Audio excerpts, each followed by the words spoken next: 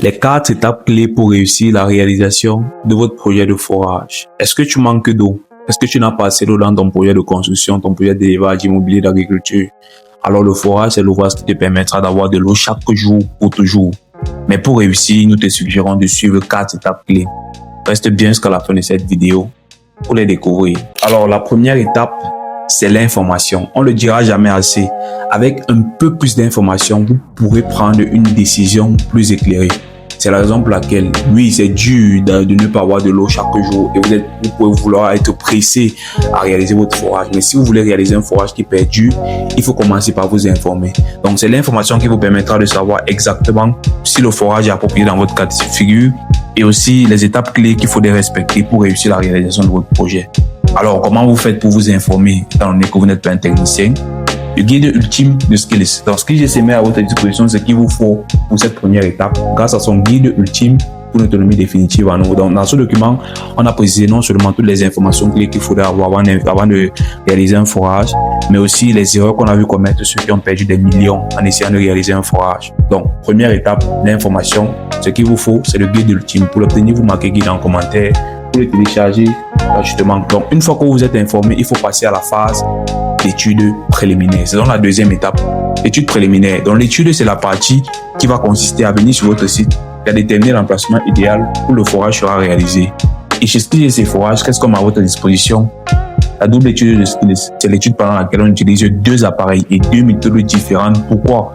Pour donner toutes les chances de réussite au projet et maximiser les chances d'avoir beaucoup d'eau, tout simplement. C'est donc la deuxième étape pour réussir votre projet, l'étude préliminaire. Et ce qu'on a à votre disposition, c'est la double étude de Skillz. La troisième étape, c'est la phase de réalisation. Donc, une fois qu'on a validé les résultats de l'étude préliminaire, qu'on a validé la faisabilité du projet, on peut donc passer à la phase de réalisation. Mais pour mener à bien la phase de réalisation, la réalisation ne doit qu'être une exécution de tout ce qui a été arrêté dès le départ. Et ce qui a été arrêté a été arrêté. Dans les 3 documents de Skillz. C'est la raison pour laquelle, après l'étude préliminaire, on met à votre disposition 3 documents. Le rapport de l'étude, la connaissance des travaux et le devis, ainsi que le contrat de réalisation. Donc, ces 3 documents sont donc ceux qui viennent documenter non seulement les résultats de l'étude qu'on a obtenus, mais aussi les travaux qu'on suggère pour réussir la réalisation de votre projet. Et le contrat vient quadriller le cadre de l'accord. Il présente l'ensemble des clauses de garantie et bien d'autres. Donc, c'est la 3e étape que vous devez absolument respecter pour réussir la réalisation de votre projet. C'est l'étape de réalisation et on a à votre disposition les 3 documents de Skillz. Et enfin, la 4e étape, on ne le dira jamais assez, l'entretien. Le forage, c'est comme votre véhicule.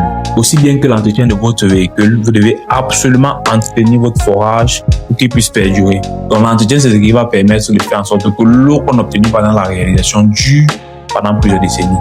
Et qu'est-ce qu'on a à votre disposition dans le cadre de l'entretien? Bien évidemment, le guide d'entretien de Skillz. Dans le guide d'entretien, c'est dans le document qui va venir préciser l'ensemble des bonnes pratiques quotidiennes et périodiques qui vous permettront d'utiliser convenablement l'ouvrage.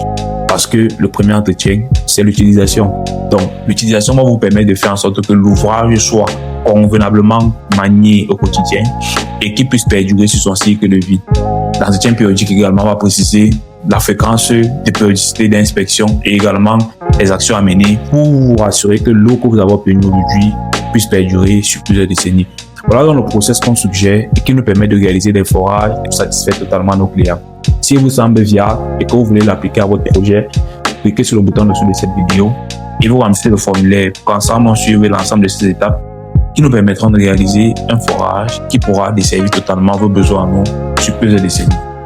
Je vous retrouve directement de l'autre côté, c'est Donald Tenchi. On est ensemble.